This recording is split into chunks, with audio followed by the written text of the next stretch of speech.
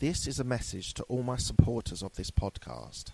I'm introducing a new supporters program. You can contribute a small amount as a one-off payment to show your love for this podcast. Thank you in advance for all your contributions. This is the Absolute Business Mindset podcast, created and hosted by Mark Hayward. I'm a corporate employee with an entrepreneurial mindset. This podcast will help and support you with new ideas about business. These are my thoughts, ideas, and comments. Today we have Sonya Morton-Firth, who we're going to talk about her career in sales and in corporate, and then some businesses and her show, which we're going to talk about. So hello, Sonya, how are you? I'm good, Mark. How are you? It's nice being on the other end for a change. Yes. So as I said, you've got the Sonya Morton-Firth show, haven't you? So that's going well. It's going really well. Thank you, Mark. And I only started it a few months ago. I think when we met, we were just saying when we met back, I think it was in the summer, and I launched it in July. And I'm putting out basically an interview one a week. Every Monday goes live. And I've got to say, it's going amazingly well. I'm loving it. Fantastic. And most of all, I'm loving the guests that I've got on my show. They're real inspirations. And the guests are so important. So thank you very much for being my guest on my podcast. Oh, my pleasure. Okay, so we're going to talk about your career, your journey, how you've got to, which is now your Sonya Morton-Firth show. But I'm going to take you all the way back to your degree. And I know this sometimes makes people feel uncomfortable, but I'm still going to... A long time ago, Mark. So you did a degree in modern languages in Spanish, French, Italian, politics and economics. Yes, absolutely. So what attracted you? Well researched. So what attracted you to such a varied subject? Well, I guess when I was deciding what to do, I always loved traveling and communication. Those are the two main things. And one of my best friends at school, her mother was our Spanish teacher. Right. And we used to go on multiple exchanges to Malaga and had a great time. And I just fell in love with different cultures and with people. Yep. And I loved the Spanish language, loved the French language. And I wanted to travel, and that's why I went for the modern language degree. I wasn't really quite sure what I wanted to do with it. I always knew I didn't want to be a teacher, because a lot of people say, well, with languages, do you want to be a language teacher or translator or interpreter? Yep. And I didn't want to go down the academic route, but I thought in some way I could use the languages going forward. So do you use the languages now? No. To be brutally honest, no. The most I use them is if I go to Spain, I'll use my Spanish, but it's as I say, it was a very long time ago, and my languages are a bit rusty. Like anything in life, if you don't keep it up, it all becomes a bit rusty, and you've got to practice, and it's all about consistency. And unfortunately, I haven't kept them up. But when I go back to Spain, which is my strongest language, it sort of comes back, especially after a few drinks. Yes. And so you did politics and economics. So I did a politics degree many years ago. So what was it to get the right credits to do? No, so the politics and economics was of the country that I was studying. So I did the political system in Spain, the economic system in Spain and in France and in Italy. So it was a modern language degree as opposed to a literature degree. Yeah. So a lot of language degrees, certainly back in the day, were very focused on books, on literature. And I wanted something a little bit more modern. So I chose something that was really going to immerse me in the country and understanding the culture of the people. And of course, the economics and politics touched on all of that. And then you've got a real flavor of the history of the country itself. That's fantastic. So you went into languages, you went into studying languages, which is fantastic. But then your first job was sales, as a sales manager for conferences. Sales, but it was in sales using my languages, actually. So I was basically phoning into Spain, phoning into France, and selling bums on seats, as you'd like to say. So I was selling a wide range of conferences, everything from management skills to telecoms to data comms to ISDN in those days, Yeah. to all sorts of different things, and marketing, covering a wide variety of topics, very high-end 3-day courses based in Victoria.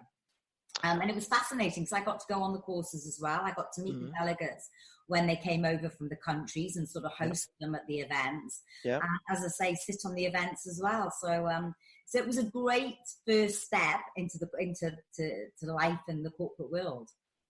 And so you were selling conference seats. So what did you learn from that? So I'd imagine, like, because we'll talk about your further career in sales and things like that. But was there a bug? Was there a sales bug that you started to itch at this stage? I think I always knew I was good with people, and selling is all about people. And if you look at sales skills in life, it's one of the most important skill sets that you can get to learn, because everything you do, I mean, you're selling yourself on a daily basis. Even when you meet somebody for the first time, we all make impressions in the first 8 seconds of meeting somebody, and that is to sell in itself.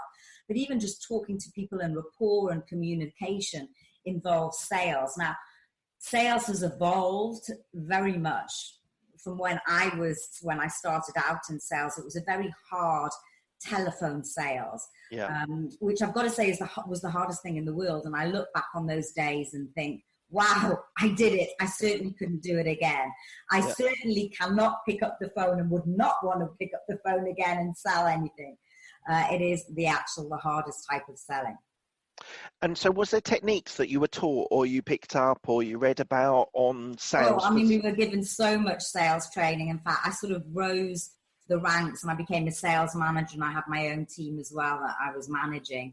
The core thing about sales, and what they probably don't teach you, is it's all about empathy and rapport with a person, and building that relationship, because people buy people.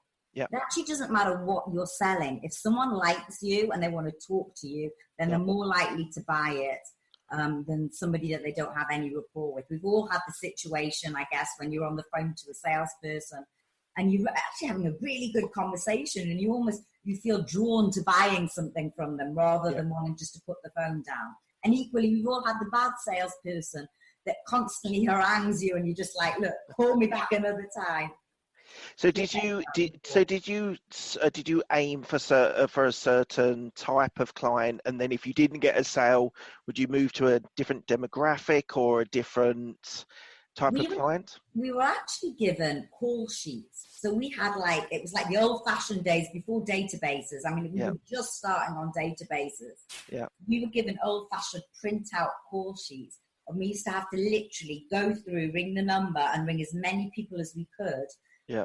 Put the phone, call them, speak to them, try and get through, because you had to get through switchboard. I mean, we're talking old-fashioned sales here. Yeah. And it was a numbers game. It was the more people you phoned, the more people answered, the chances of getting a sale were sort of increased.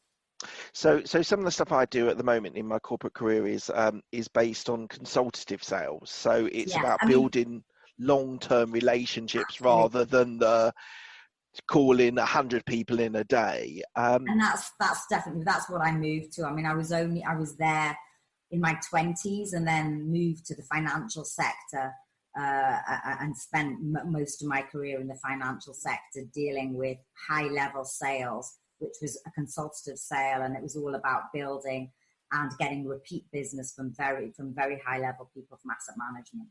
So there could be people that are at the moment who are doing some sort of classified sales or some sort of, as you say, a numbers game sales. How did you move because you moved to S&P? How did you get that job? How did you move over to there? Tenacity. I didn't have the faintest clue about the finance industry, but what I did know is I wanted more money, and I wanted to climb the ladder, and finance was where it was at. I just did the numbers. I did a lot of research, knew I was good at sales, and knew, if I wanted to get some money in, I had to move over to the finance industry. And as I say, I knew nothing about the finance industry. I did my research, did a lot of reading, managed to get a couple of interviews. Again, based on rapport. I remember having my interview with one of the guys from S&P. and I was meeting him in Sloane Square. And he said, "You'll recognize me because I'll have an FT under my arm." And I think I went up to about 5 guys. You such and such, I'm here for the interview. And in those days, you know, it was very different to now. And women probably weren't as, it was very much a male, it still is very much a male industry, as you know. Yeah. Those days it was really it was very male dominated. And I remember the guy saying, "Look, I really like you. I think you're going to be absolutely fantastic. But you've got no finance experience. I can teach you that. I can't teach you the sales bit. That's a natural bit. But you're going to have to dumb down the way you look." And I was like, "Well, what do you mean?" And he was like, "Well, for the next interview, put some glasses on, wear some trousers." Really? You know, really, I had to change my image. Yeah. Which is astounding, because you couldn't tell her, you know, that's the wrong thing. Of course, it's the wrong thing to tell a woman these days. I absolutely get lost. But I did it, and I got the job. And 16 years later, I was one of the most successful people in the sales department. I mean, I moved from various different sections of the company. And when I left the company, I was on the rating side. It was Standard & Poor's fund ratings. It doesn't exist anymore. But we went in and we rated funds. We rated AAA, AA, single A. So we went into the asset managers. We went in the portfolio. We went into the portfolio manager.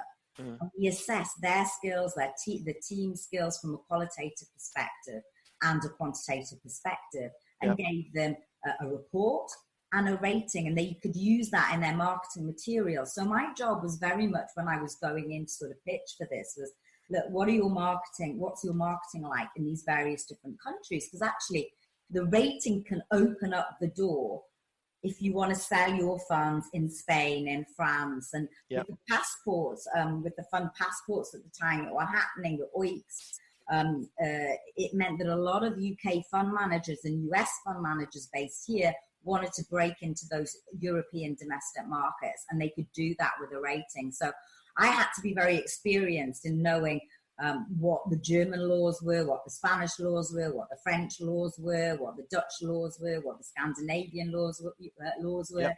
And I opened up those markets in those various different countries.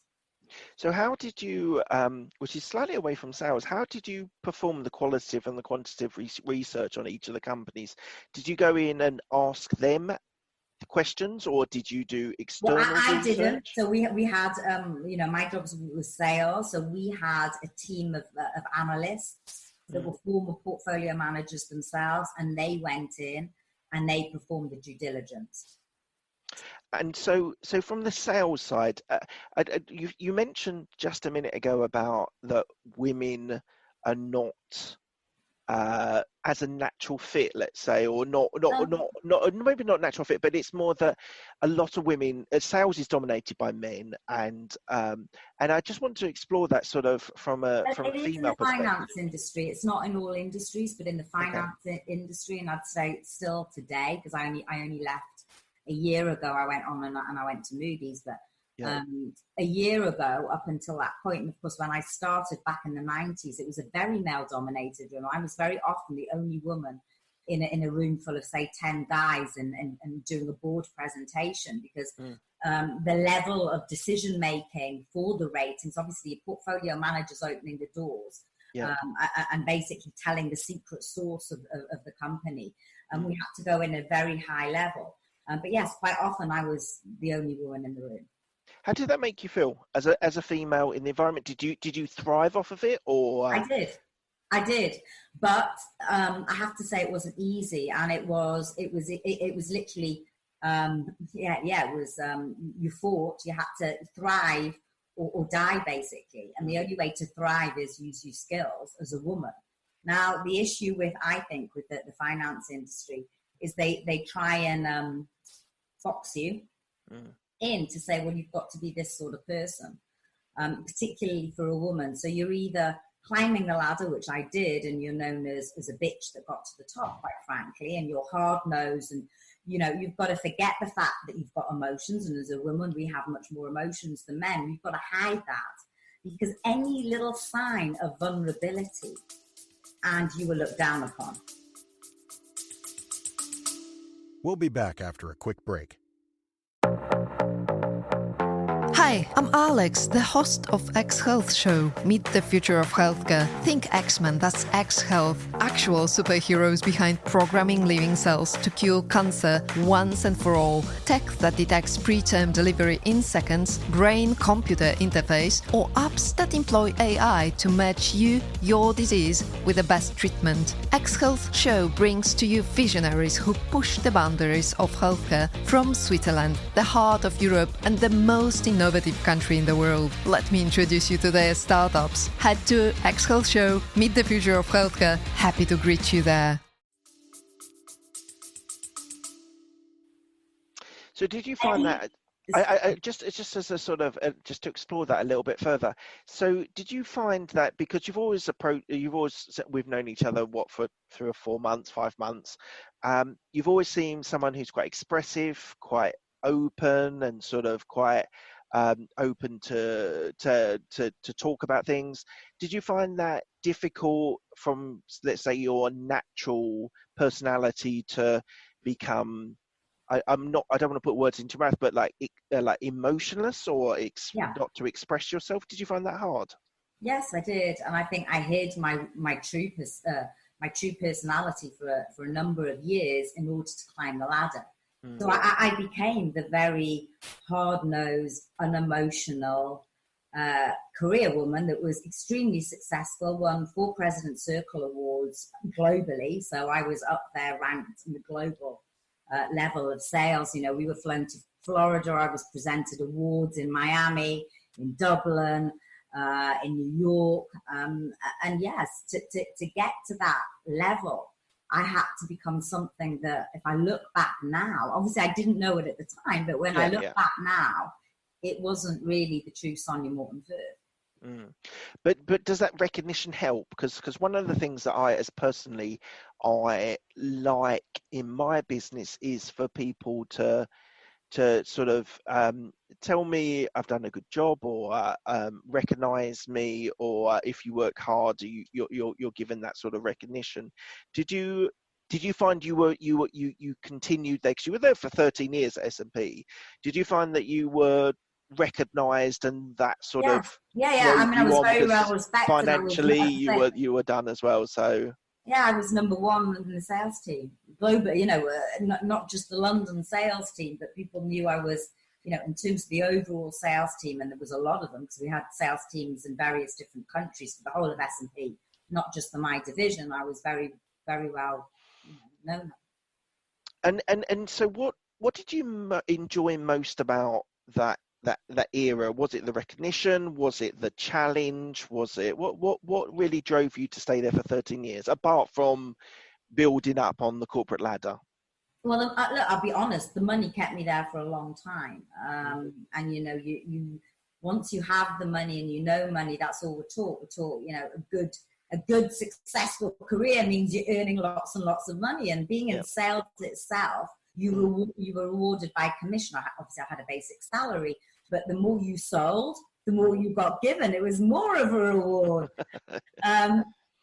But also, you know, really what kept me there was the variety of my customers. So I traveled a lot, as I said earlier. I set up the businesses in Europe. So I was, I had a small base of clients in the UK, in London, but my remit was to open up these different markets in Europe.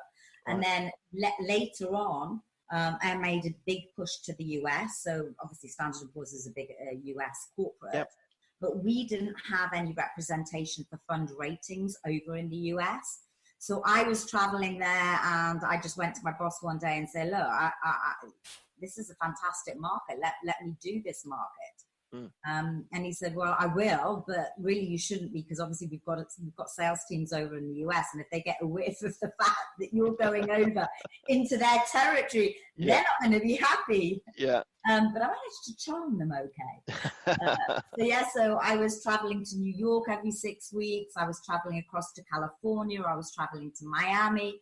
Those are the main destinations because we were selling, as I say, the ratings on offshore funds. So I was targeting asset managers that were coming into Europe the other way around, so big US names. Yeah. And, I loved it. I loved it for a while. The traveling started to, when you're on a plane, most of the time it becomes quite difficult to have a life back in London as well.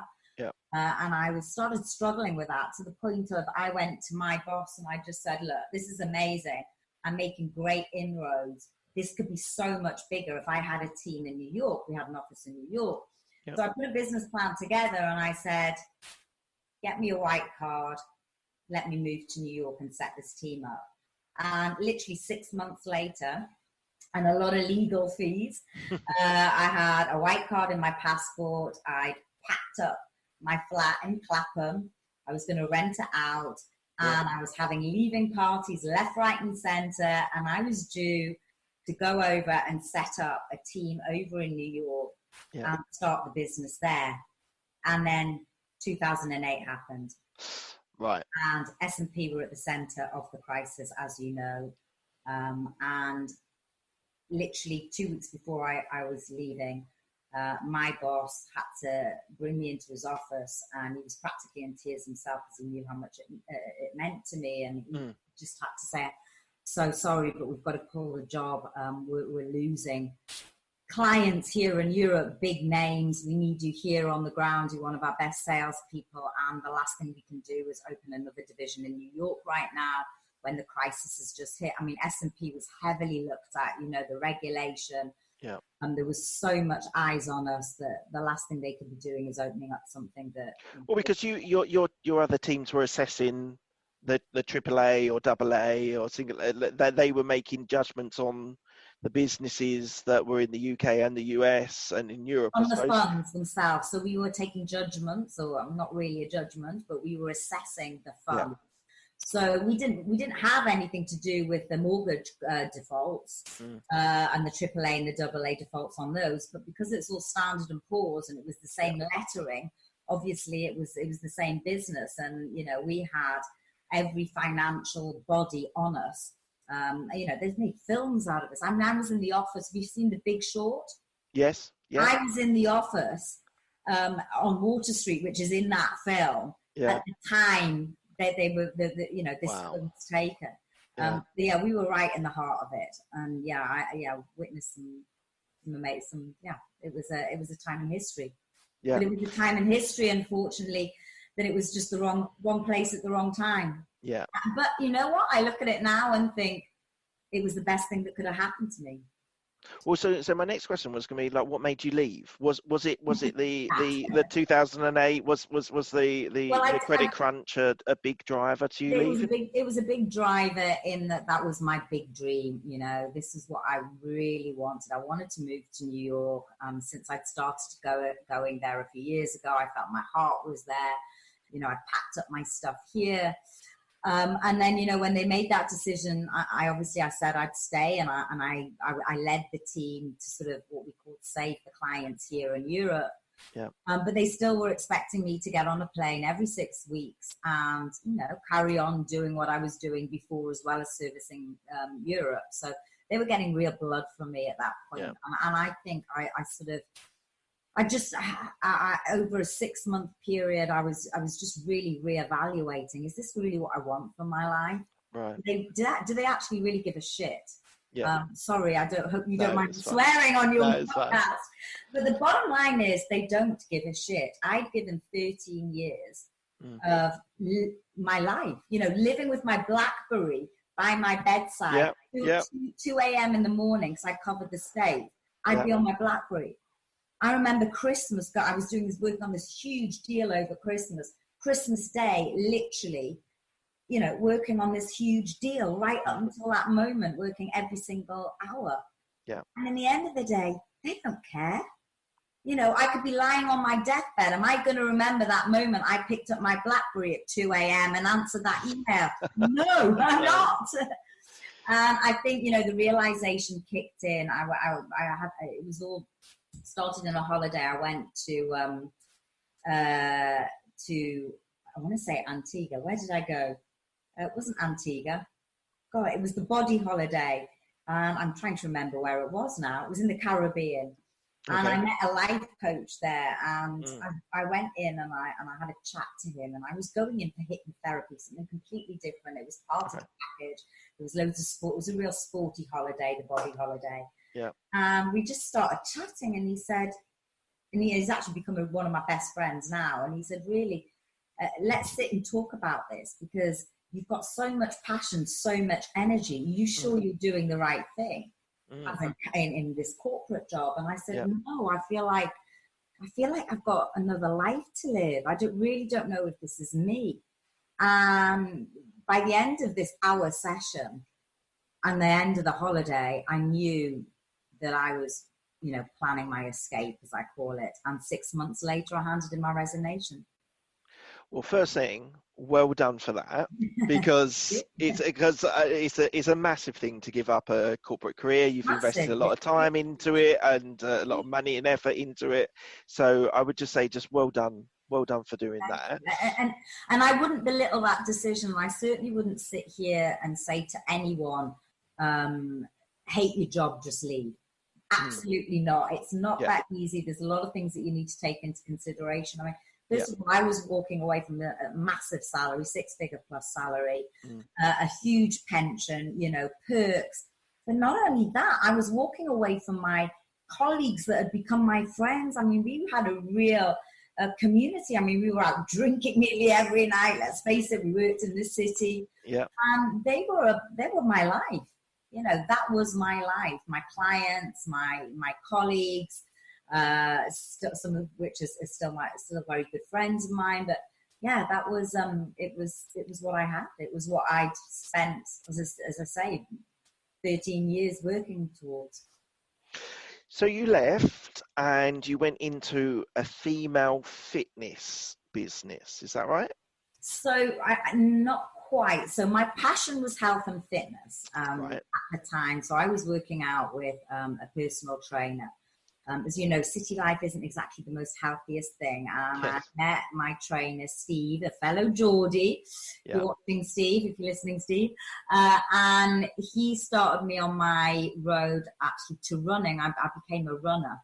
And I started running 5Ks, then half marathons, and I just became obsessed with running and this health and fitness thing. So I came out and I knew I wanted to do something in health and fitness, but I wasn't sure what it was. I knew that I had a business head. Everyone said, you know, you should be an entrepreneur, but I didn't know how. I just knew I was interested in fitness and I wanted to be an entrepreneur. So I thought the first thing to do is train as a personal trainer, because at least then I know what personal trainers are all about. I can understand what they do. My idea was to set up a network of personal trainers. Okay. That was sort of the idea. Anyway, I did my qualification. I started PTing clients. I quickly knew that wasn't the job for me. Love being a client, love having personal training sessions, but I can never be a PT. Why is that? It's a very different skill set. You've got to want to be patient, and you know, I can do it, and I was a very good PT, but you know, I need to use a bit more of my mind rather than just looking at the body. I mean, it's connected, but yeah, no, there's something much more that I needed to explore. So I did an entrepreneur's course at CAS University, an entrepreneur venture program, which was amazing. It was a very short program, but I would advise anyone that, you know, would want to go into becoming an entrepreneur. It sort of teaches you everything from marketing through to exit plans, to raising money, to raising finance. It was really information. It was fantastic. And when I came out, I knew I wanted a business partner, because I'm not a loner, and I wanted to, you know, I'm all about people. And I met a lady who was a senior partner at Linklaters at the time, the big legal firm. And she was looking to come out as well. I didn't know her at all. And she'd had this idea for women's fashion fitness wear. And at the time, there was only Sweaty Betty. Now, I mean, now the market is really saturated. Yeah. At the time, we're talking back in 2004, 2012, Yeah. it was Sweaty Betty. So what a great idea. And the next 2 years, I immersed myself in learning everything there is to know about the fashion industry, because you've got to know all about fabrics, about cuts, about everything. We did market research. I was more in charge of the sales and marketing side. We were launching an online platform. We had to learn about social media. Of course, it was a different world back then. Yeah. And yeah, we launched our business, and it's funny enough, it's still going. She's still running it. Right. But I came out. I spent a couple of years, and it got to the point where I still didn't feel fulfilled, and we were starting to see different visions of the business. She wanted to go one way, I wanted to go another, and we were at the point where we put all our money into the business. I put all my savings, and I had quite a lot of savings from my job in the city. And I invested it all in this company. Big mistake, by the way. Never do that. Always raise investment. Do not use your own money. Yes. Big number one. And we weren't paying ourselves salaries. We made so many mistakes in terms of, how to cause lots of stress when running your own business. And it came to the point where we had investment on the table. We were both very connected women, obviously in the city. And I just had sleepless nights. I knew I couldn't take the money because I didn't really believe in the business. I didn't believe in the vision going forward. So I spoke to my business partner, and a few months of sort of negotiation, she agreed to buy me out. So she bought my shares. Yeah.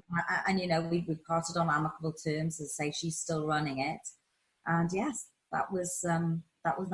That was another chapter. So what was the difference between the corporate world and running your own business? There's so many differences that I'd imagine you could talk about, but just highlight some of the major differences. Start? Exactly. It's a completely open question. Everything. I mean, nothing is similar, really. I mean, you've got a good skill set coming with corporate life, so you can write emails. Because I managed a team in my corporate life, managing people, obviously that was a joint skill set. But other than that, you're managing your own time. In corporate life, you get on a train, you commute, you have to show up at 8 o'clock or 8:30 or 9 o'clock, and you leave at a certain time. When you run your own business, you have to be a self-starter. You have to be self-motivated. No one's going to get you out of bed. You have to get yourself out of bed. And no one's paying you a salary certainly at the beginning. Yeah. So you have to want it, and you have to truly want it. Yeah. It's 10 times tougher than corporate life. Corporate life, every month you get a paycheck. Yeah. You can take a sick day. You can have a bad day. No one's going to really go mad at you. But you do that in your own business, then you don't have a business, right? Yeah, exactly. Okay, so you moved on from there, and so you did. We talked about this before. You did a bodybuilding competitions. Is that right? So basically, I got.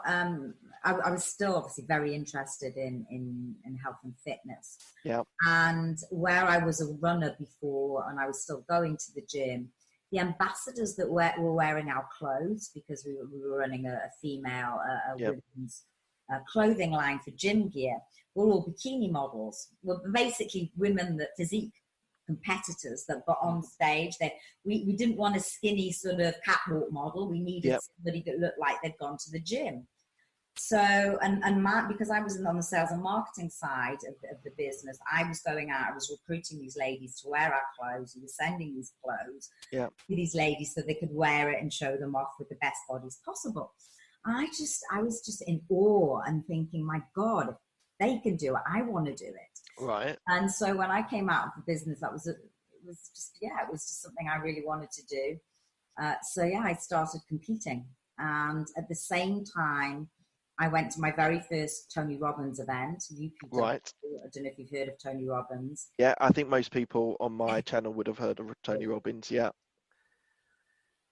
And I remember going to UPW, and it's a 4-day. Have you ever done it? No, I've not actually. Well, it's a 4-day event. It's in the Excel Centre in London. When it comes to London, it's actually going to be in Birmingham next year. Yes. But it's literally like a rock concert on steroids. It wasn't what I was expecting at all. So first of all, I was thinking it was a sit-down seminar. I took my notebook. Yeah. I packed because I was in preparation for my competition. They said there's no food. You've got to take your food with. I've got photos of that. I packed all my Tupperware, 5 years, all nicely packed. Yeah. And I was thinking, I'm going to have breaks to eat all this food, and I'll be home early, and I can get a good night's sleep. Yeah. None of that. It was full on from the moment you walked into the room of 7,000 people. Wow. Going absolutely nuts to Hadaway and other tunes, dancers on the stage, Tony Robbins, larger than life. And I was like, what the hell am I up to? Did you not do any research beforehand? I had no idea what to expect. Right. And it blew me away. Funny enough, I walked out after the first day because I wasn't sure of it. I was a bit like, this isn't what I expected.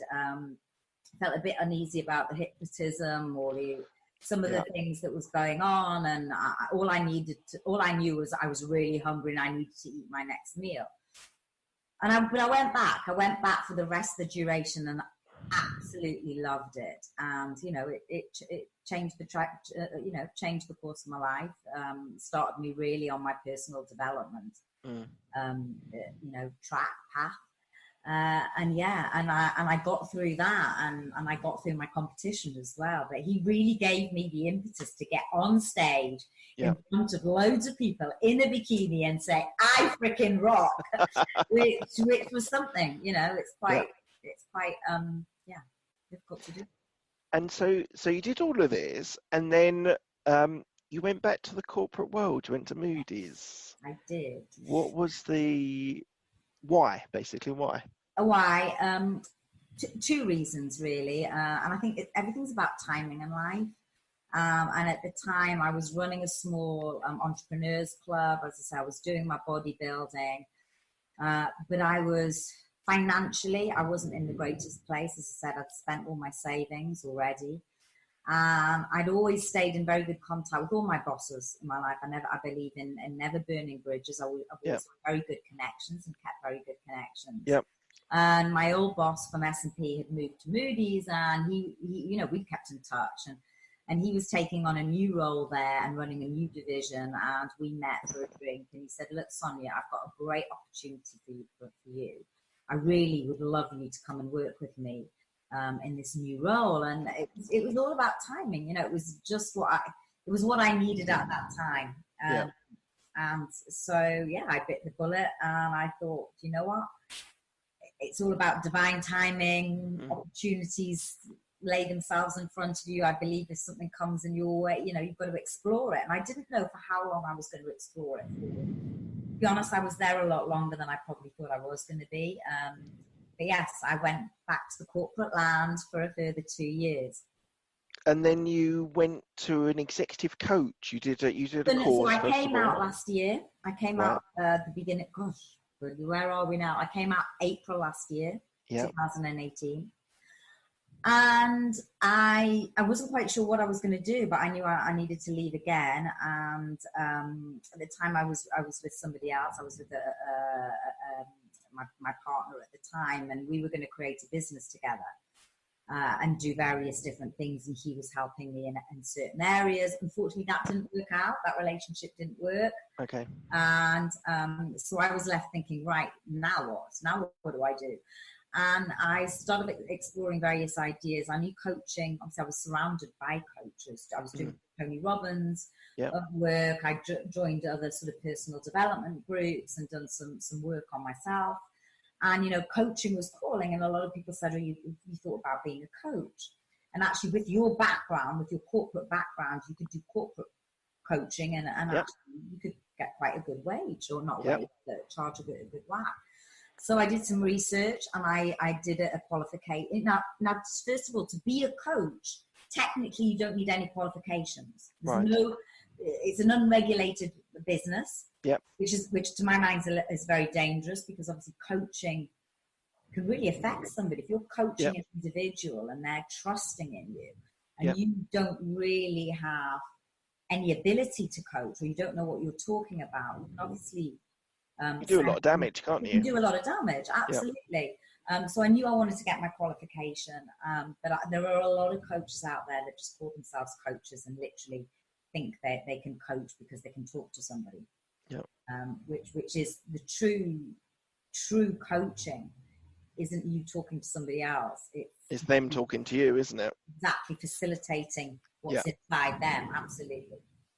So I did the coaching course, which I really enjoyed. And I also I went to South Africa last year, and I did something called the Breakthrough Experience with Dr. John DeMartini. Oh, fantastic. Yeah. And I've got to say that changed my life. You know, first I did Tony and then John, and his values, determination values, threw me on another trajectory. And I was really aligned then with my true purpose. Now, I do believe everyone is here.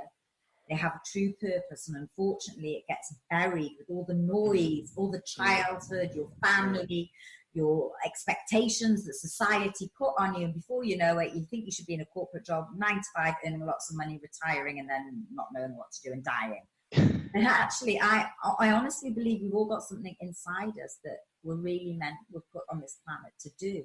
And once you can tap into that true purpose, then life truly is beautiful. And it comes from serving. Most things come from serving other people. And if you can go in from that angle, and really John's breakthrough experience, I really saw that and saw what I wanted to do, and that was presenting. And not just presenting, but igniting and basically putting a light under somebody else's message and lighting their message up. Inspirational people that weren't leading normal lives.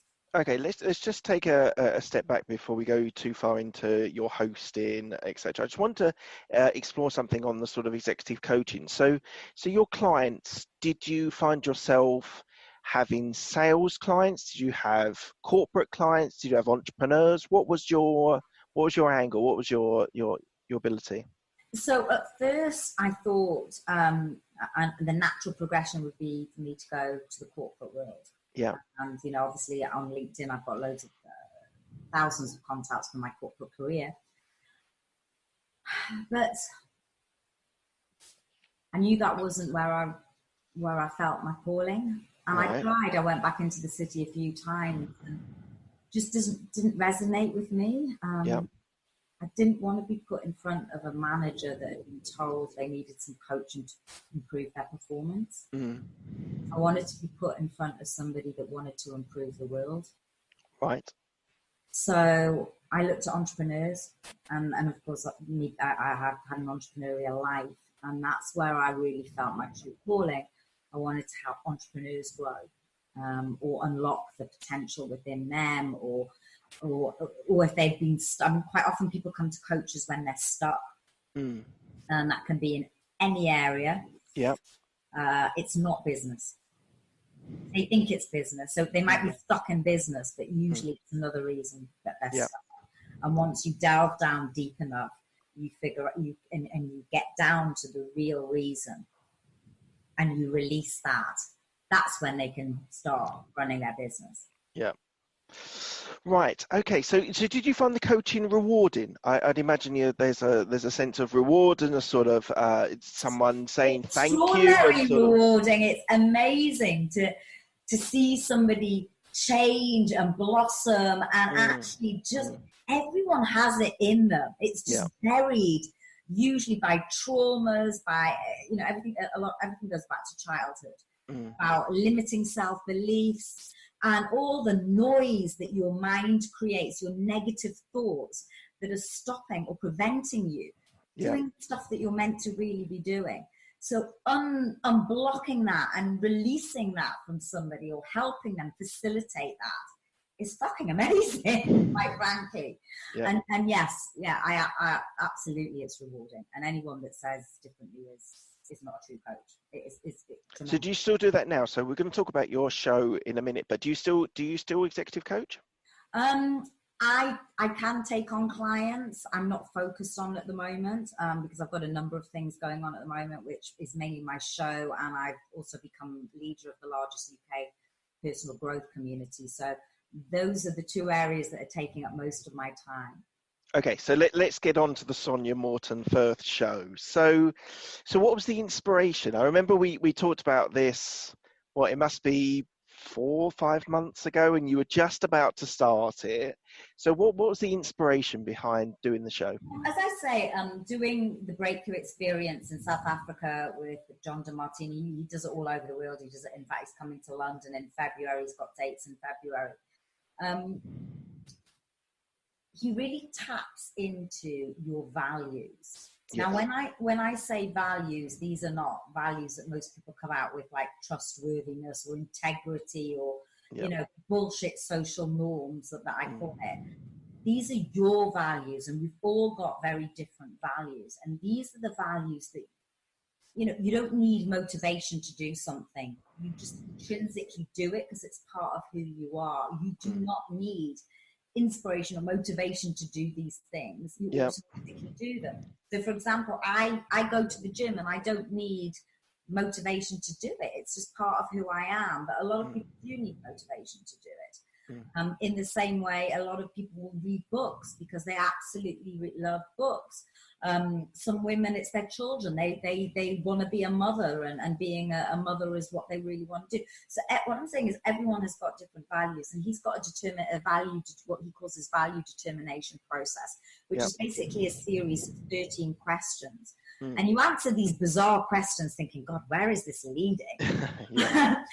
But actually, when you get to the results and you have that aha moment of, that's really me. And if you've answered them truthfully, because you've really got to delve deep and be true to yourself, it really gives you a picture of what you should be doing. And so after you did that, you thought, so YouTube channel was it doesn't spit out an answer like this. No. I'm saying after you reflect on it and you come to it. It shows you what you need in your business, in your career, in your work that meet your values. And people connections were one of my strongest values, and of course, meeting people every day and talking to them.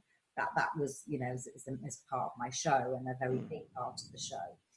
But it wasn't. I mean, it wasn't just that. I spent last year. I'd been through a bit of a bad time. As I said, split up with a relationship.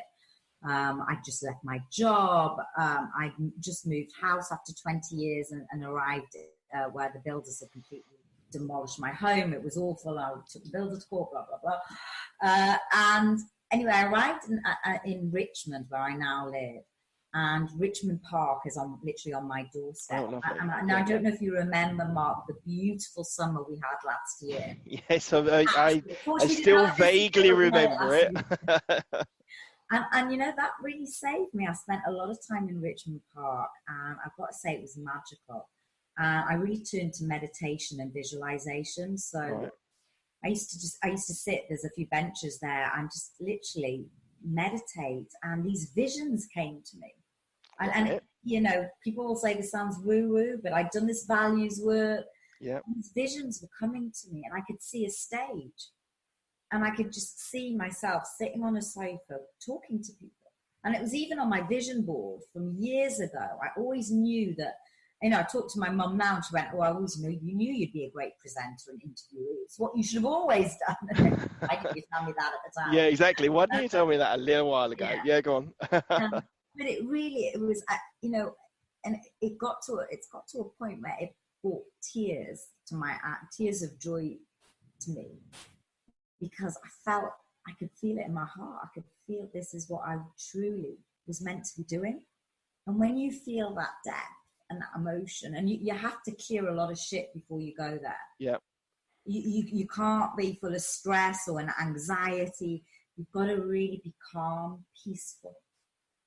And that doesn't come overnight. As I said, I spent the summer in Richmond Park, and it was going there, and it was spending a lot of time with myself and really figuring out who I am.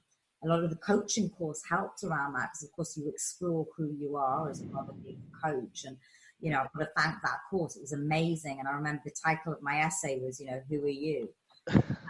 And it sounds funny. Well, who are you? And people say, well, who are you? But how do you answer that question?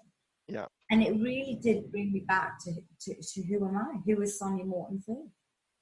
And as I say, this show came out of that, came out of visualization, came out of meditation, came out of a coaching course, came out of working with John DeMartini. But most of all, it came from my heart. Right. So tell me a little bit about it then. Who have you interviewed, or just give us a quick sort of plug for it. Okay, so it's called the Sonya Morton-Firth Show, original. And I interview inspirational people, people that live outside the box, mavericks, game changers, entrepreneurs, people that do not lead a normal 9-to-5 life, right. People that have a message, people that have either come out of situations of adversity, or people that really have got a message to tell people. That these people have done something with their lives, or they're doing something, and they have a message to get out there. And my whole premise of the show is I'm shining a big torchlight on their message, and I want them to have this big microphone and shout it from the highest sky. Yep. So this is what my show's all about. So I've interviewed everybody from Tony Robbins coaches that I know very well. To people that have gone through wars, veterans, people that have nearly died, somebody with AIDS that was given 2 weeks to live, a lady a single mum that's fighting for the seas to save our marine life. Gosh, I mean, it's been very famous DJs, Brandon Block, that lived a life of drugs and all the rest of it, and has completely turned his life around, and now teaches positive mindset and helps others, with their situations and bringing them out of difficult situations and negative mindset. Okay, so we'll put in the show notes a couple of links so people can find you as well. So you mentioned also that you're part of the Yes Group worldwide. Just tell me a little bit about that, because that's your other priority, is it? So I'm the leader of the Yes Group London. So the Yes Group, which is a bit of a funny name, the Yes Group, what's that all about, was an organisation, a community set up 26 years ago by a guy called Carl Pearsall, that had gone to his first Tony Robbins event, the UPW that I was talking about. But this was 26 years ago, where personal growth wasn't like it is today. And he was so impressed and he loved it so much that he started this small community from his living room.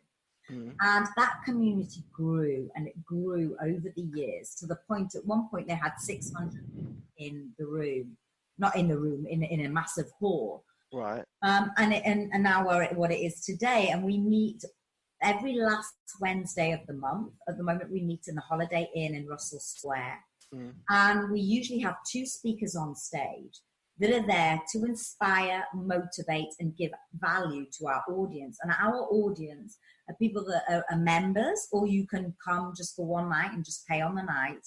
Yep. And you're really getting value. But it's not just about coming to listen to the speaker, but it's also about the people you meet. And this is the whole thing with this is they say you are the average of the 5 people that you spend your life with.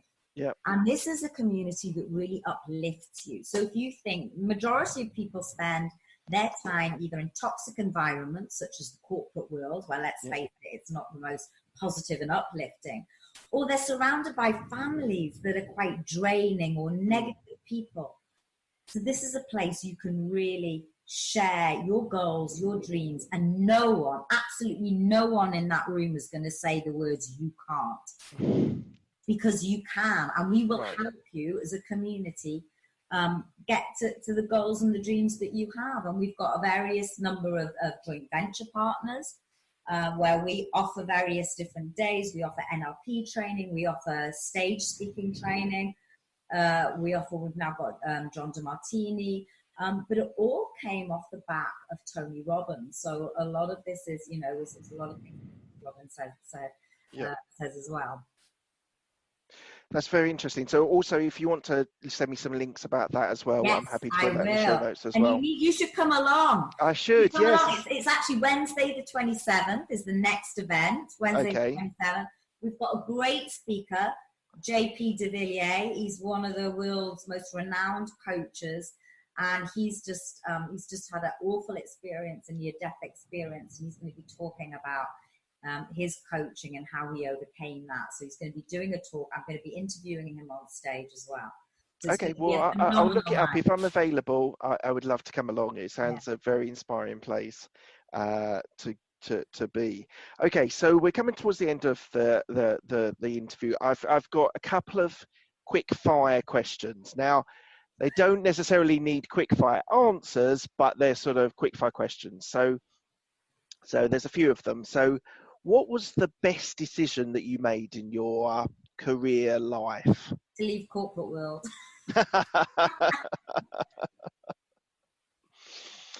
Quick question, quick answer. No, can you repeat the question? I think that was the answer, though. Your best decision that you made in your life? Oh, ever in my life? Well, it could be your career, it could be life, depends on what you want to share. I've got a few, but leaving corporate life was one of them, and another one was investing in property. Right. Okay, what's the best piece of advice you've been given? Invest in property. Right. And ignore your head and come from your heart. Oh, that's very important. I had an interview with Mark Crowley, who talks about having heart in business. And, yes, absolutely. And I think it's so important. So many people are driven by their head and bottom line or whatever. But yeah, 100%. And that's why I came out of my business the first time. I was driven by my head. And if it doesn't come from the heart, if you're not truly aligned with your business, it's not going to work. Yeah. Okay. Who's the person that's helped you most in your career? Me. It could be a colleague, it could be a friend, it could be you. Me. And just expand on that a little bit. Well, I could say my bosses, but in the end of the day, I've had so many different bosses. But in the end of the day, it all comes down to you and the decisions you make. And there's only one place the buck stops, and that's right here. Yeah. Yes, me. Okay. Slightly controversial one. Any regrets that you've had in your career? No. Perfect. And what is the thing that you're most proud of? I'm proud of a lot of things. I'm actually proud of a lot of things. Where I am today, I'm the most proud of where I am today. So it's not looking back on what, I'm a successful businesswoman, have a multi-million-pound property portfolio, being on stage with the physique on the O2. None of those things. Where I am today. And that's living a life of purpose and in true alignment with what I'm meant to be doing. Perfect. So where can people find you? They can find me on YouTube, The Sonya Morton-Firth Show. Please subscribe. It doesn't cost anything. I have loads of viewers, but it's clicking that subscribe button that's most important for me. I've also got a Facebook page, again, The Sonya Morton-Firth Show. And Instagram as well, The Sonya Morton-Firth Show. Okay, so we'll put all links. So if you can send them over to me, I'll put them on the show notes so people can find you. Thank you, Sonya. That has been a fantastic delve into your career and your businesses. Thank you, Mark. It's been such a pleasure being on your show and also being on the other end of the interview. Yeah, how does it feel actually being asked questions rather than asking? Well, it's weird because you end up doing all the talking, and of course, as the interviewer, you're sitting there listening, which is what we're meant to be doing. So it's quite funny doing this. That's actually cool.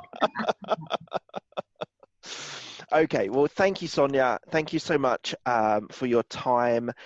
Show notes, I'll put all the details in that you've talked about today, and people can find you. So thank you very much, guys, for listening and watching on YouTube and the podcast. I really appreciate it. You can find me on various places, YouTube, my podcast, Twitter, Instagram, Facebook. I think I'm on basically everything, and LinkedIn. So if you want to find me, then do find me in those places. Thank you, Sonya, and I'll speak to you soon. Thank you, Mark. Thanks a lot. Bye. Bye.